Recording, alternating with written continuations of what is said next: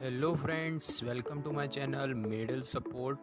और इस वीडियो में आज हम बात करने वाले हैं चिकन पॉक्स के बारे में, जिसे हिंदी में छोटी माता भी कहा जाता है। सो फ्रेंड्स, सबसे पहले बात करते हैं कि चिकन पॉक्स जो है वो वेरिसेला जोस्टर वायरस यानी कि VZV के कारण होने वाला एक बहुत ही संक्रामक बीमारी है। और इसे छाले या फिर फफोले जैसे कि दाने, खुजली, थकान और बुखार होता है।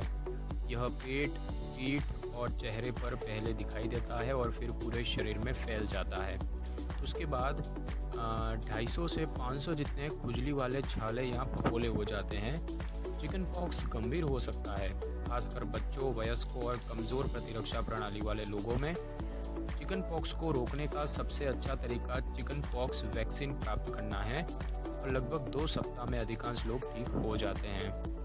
VZV यानी कि वेरिसेला जोस्टर वायरस अत्यधिक श्वसन बूंदों या संक्रमित व्यक्ति के त्वचा के घावों या दाने के सीधे संपर्क से फैलता है। और एक स्टडी के मुताबिक भारत में चिकन पॉक्स गर्मियों के मुकाबले सर्दियों में ज़्यादा होता है। सो फ्रेंड्स, अगर हम उसके लक्षणों की बात करें तो चिकन पॉक्स इन्फेक्शन वायरस के संपर्क के 10 से 21 दिन बाद होता है और आमतौर पर लगभग 5 से 10 दिनों तक रहता है। दाने चिकन पॉक्स होने का एक संकेत है और 2 वर्ष से कम उम्र के बच्चों को चिकन पॉक्स का सबसे ज़्यादा खतरा होता है। अन्य लक्षण जो कि दाने होने से 1 से 2 दिन पहले हो सकते हैं वो है बुखार, भूख में कमी, सिर दर्द, थकान और अस्वस्थ होने की सामान्य भावना यानी कि अस्वस्थता जैसा होना। एक बार चिकन पॉक्स के चकत्ते आ जाते हैं तो यह 3 चरणों में होते हैं। सबसे पहला चरण है उठे हुए गुलाबी या लाल फूले हुए दाने जिसे पेप्यूल कहते हैं, जो कि कई दिनों में खत्म होते हैं। दूसरा जो चरण है वो होते हैं छोटे द्रव से भरे छाले जिन्हें वेसिकल्स कहा जाता है और यह फटने से 1 दिन पहले उभरे हुए दानों से बनते हैं। और तीसरे होते हैं क्रस्ट और स्कैब्स, जो कि खुजली वाले घाव होते हैं जो टूटे हुए फॉल्स को कवर करते हैं और यह सही होने के लिए कई और दिन लेते हैं। दाने के साथ चक्कर आना, भटकाव महसूस होना, तेज़ दिल की धड़कन, सांस की तकलीफ, झटके, मांसपेशियों के समन्वय में कमी, खांसी बढ़ना, उल्टी, गर्दन में कठोरता महसूस करना या बुखार 102 डिग्री होना वगैरह जैसी गंभीर समस्याएं हो सकती है। नए दाने काफ़ी दिन होते रह सकते हैं और नतीजतन आपको एक ही समय पर तीनों चरण के चकत्ते हो सकते हैं: दाने, छाले व खुजली वाले घाव। एक बार संक्रमित होने के बाद आप दाने प्रकट होने के 48 घंटे पहले तक वायरस फैला सकते हैं और जब तक सभी घाव सूख नहीं जाते तब तक आप संक्रामक ही रहते हैं। और यह रोग आमतौर पर स्वस्थ बच्चों में कम गंभीर होता है। गंभीर मामलों में दाने पूरे शरीर में फैल सकते हैं और घाव गले, आँख, मूत्र मार्ग, गुदा और योनि के श्लेष्म झिल्ली में हो सकता है। नए दाने कई दिनों तक प्रदर्शित होते हैं। उसके बाद अब हम दोस्तों बात करते हैं कि चिकन पॉक्स के क्या कारण हैं, यानी कि ये इसके होने का क्या कारण है, क्यों होता है। तो चिकन पॉक्स जो कि वेरिसेला जोस्टर वायरस के कारण होता है वो बेहद ही संक्रामक होता है और यह काफ़ी जल्दी फैल सकता है।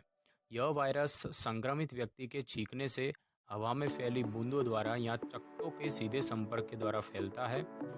और चिकन पॉक्स होने का खतरा वयस्कों में अधिक होता है अगर चिकन पॉक्स उन्हें पहले नहीं हुआ हो या फिर चिकन पॉक्स का टीका नहीं लगा हो, अगर स्कूल या चाइल्ड केयर सुविधा में वो काम करते हो या अगर बच्चों के साथ रहते हो, क्योंकि इसकी संभावना बच्चों में ज़्यादा होती है।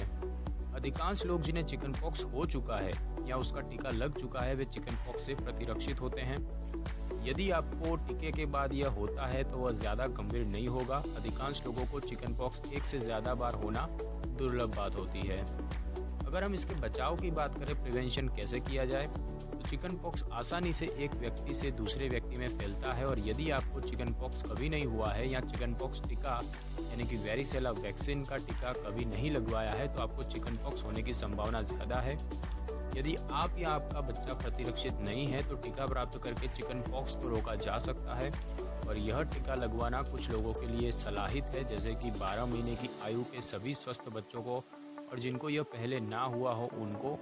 स्वस्थ लोग जिन्हें यह याद नहीं कि बचपन में टीका लिया था या नहीं लिया था।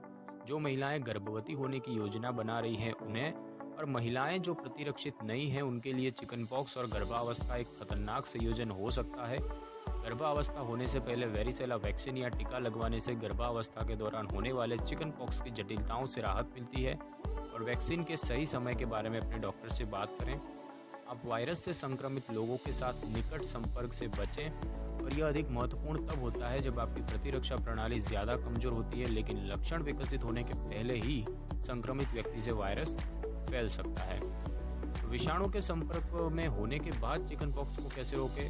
तो यदि आप किसी ऐसे व्यक्ति के संपर्क में हैं जिसको चिकन पॉक्स है और आपको यकीन नहीं है कि आप प्रतिरक्षित है या नहीं है, तो वेरिसेला वैक्सीन या टीका का एक शॉट आपको बीमारी से रोक सकता है या इस बीमारी को हल्का बना सकता है। यदि आपको चिकन पॉक्स का टीका या वेरिसेला वैक्सीन नहीं दिया जा सकता है, उदाहरण के लिए गर्भावस्था के दौरान, तो एंटीबॉडी यानी कि इम्यूनोग्लोब्युलिन या फिर एंटीवायरल दवा का एक शॉट चिकन पॉक्स को रोकने में मदद कर सकता है। और चिकन पॉक्स वैक्सीन या टीका उपलब्ध होने से पहले परिवारों में अक्सर हफ्तों तक यह वायरस रहता है, क्योंकि यह एक व्यक्ति से दूसरे को होता था। इस वैक्सीन की उपस्थिति से पहले लोग अपने बच्चों को जानबूझकर चिकन पॉक्स से संक्रमित करते थे ताकि यह बीमारी एक बार हो जाए और भविष्य में इसके प्रति प्रतिरक्षा बन जाए, क्योंकि वयस्कों में यह बीमारी और भी गंभीर रूप ले सकती है। परंतु अपने बच्चों को संक्रमित करना उचित नहीं है, क्योंकि इससे निमोनिया व एनसेफेलाइटिस यानी कि दिमाग की सूजन जैसी गंभीर बीमारियां हो सकती है। तो अब टीका उपलब्ध है, वह सबसे सुरक्षित विकल्प भी है, तो अपने बच्चों को टीका जरूर लगवाएं। अब बात करते हैं कि इसका निदान या परीक्षण या डायग्नोसिस कैसे किया जाता है। तो डॉक्टर आमतौर पर शरीर पर हुए दानों को देखकर ही चिकन पॉक्स का निदान करते हैं, और यदि निदान के बारे में कोई संदेह है तो रक्त परीक्षण या घाव के नमूने की जांच प्रयोगशाला में कराई जाती है और इससे चिकन पॉक्स की पुष्टि हो सकती है। अगर हम इसके इलाज की बात करें तो स्वस्थ बच्चों में चिकन पॉक्स के लिए चिकित्सा उपचार की आवश्यकता नहीं होती है। यह बीमारी ठीक होने के लिए अपना समय लेती ही है। हालांकि खुजली को दूर करने के लिए आपके डॉक्टर एंटीहिस्टामाइन दे सकते हैं। और इसके जोखिम और जटिलताओं की बात करें तो चिकन पॉक्स आमतौर पर एक कम गंभीर बीमारी है, परंतु यह गंभीर हो सकती है और इससे मृत्यु व अन्य गंभीर समस्याएं हो सकती है, खासकर जोखिम वाले लोगों में। और जटिलताओं की बात करें तो उसमें त्वचा, कोमल ऊतक, हड्डियों, जोड़ों या रक्त प्रवाह में बैक्टीरिया का इन्फेक्शन हो सकता है, यानी कि सेप्सिस हो सकता है, निर्जलीकरण हो सकता है, न्यूमोनिया भी हो सकता है, मस्तिष्क की सूजन यानी कि एन्सेफेलाइटिस हो सकता है, टॉक्सिक शॉक सिंड्रोम और रे सिंड्रोम उन लोगों के लिए जो चिकन पॉक्स के दौरान एस्पिरिन लेते हैं, उनमें रे सिंड्रोम भी देखने को मिलता है। चिकन पॉक्स में सबसे ज़्यादा जोखिम किन लोगों को होता है? तो नवजात शिशु और शिशुओं जिनकी मां ने कभी चिकन पॉक्स का टीका नहीं लगवाया हो, वयस्क जिन्हें यह नहीं हुआ है या टीका नहीं लगा है, गर्भवती महिलाएं जिनको चिकन पॉक्स नहीं हुआ है, जिन लोगों की प्रतिरक्षा प्रणाली कीमोथेरेपी से या कैंसर या HIV जैसी बीमारियों से प्रभावित है, जो लोग दूसरी बीमारी या हालात के लिए स्टेरॉइड दवाएं ले रहे हैं, जैसे कि वह बच्चे जिन्हें अस्थमा है, और जो लोग नशीले पदार्थ ले रहे हैं जिससे उनकी प्रतिरक्षा प्रणाली कमज़ोर होती है। दोस्तों, चिकन पॉक्स या छोटी मात्रा में के रोग में क्या परहेज करना चाहिए, what to avoid during chickenpox? तो सबसे पहली बात तो खुजली ना करें, ऐसा करने से निशान पड़ सकते हैं और उपचार की गति धीमी हो जाती है। और किन चीज़ों से आपको दूर रहना होगा? डेयरी उत्पाद, मांस, मच्छी, रोटी या किसी अन्य प्रकार के भारी भोजन से दूर रहें, जंक फूड से दूर रहें और लाल मांस और तले हुए खाद्य पदार्थों से भी दूर रहना चाहिए। सो फ्रेंड्स, इस वीडियो में बस इतना ही, और ऐसे ही और हेल्थ से रिलेटेड वीडियोस पाने के लिए मेरी चैनल मेड हेल्थ सपोर्ट को सब्सक्राइब करें और बेल आइकन के बटन को क्लिक कर लें ताकि मेरी नई वीडियो की नोटिफिकेशन सबसे पहले आपको मिल सके।